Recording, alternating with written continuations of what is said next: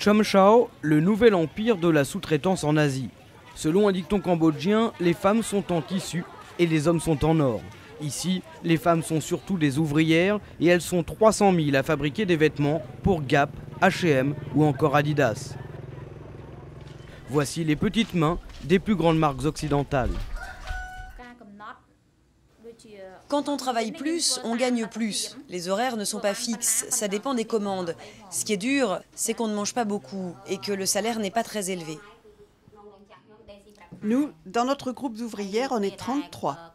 En moyenne, je couds 300 chemises par jour, mais parfois ça monte jusqu'à 500 ou 600.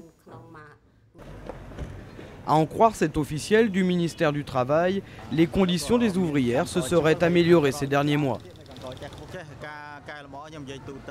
Depuis quelques mois, toutes les usines des sous-traitants de ce quartier ont accepté de signer un traité avec l'OIT, l'Organisation internationale du travail.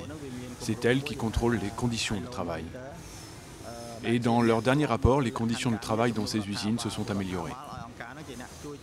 Ça, c'est pour la théorie. Allons voir comment ça se passe à l'intérieur de ces usines. Pour y pénétrer, il faut montrer patte blanche, car quand on sous-traite pour des grandes marques, on évite toute mauvaise publicité. Nous nous faisons passer pour des acheteurs et filmons en caméra cachée.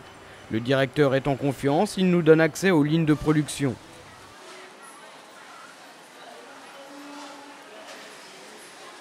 Pour les sous-traitants, ce n'est plus la Chine qui fait rêver, mais bien le Cambodge et son armée d'ouvrières, corvéables à merci.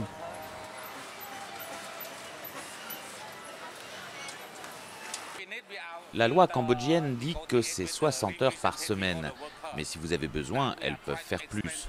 En général, on négocie avec les représentants des ouvrières, on leur explique que le client est pressé, qu'on doit faire une livraison rapidement et qu'on n'est pas dans les délais pour l'acheteur. Mais pour les ouvriers, franchement, c'est pas un problème.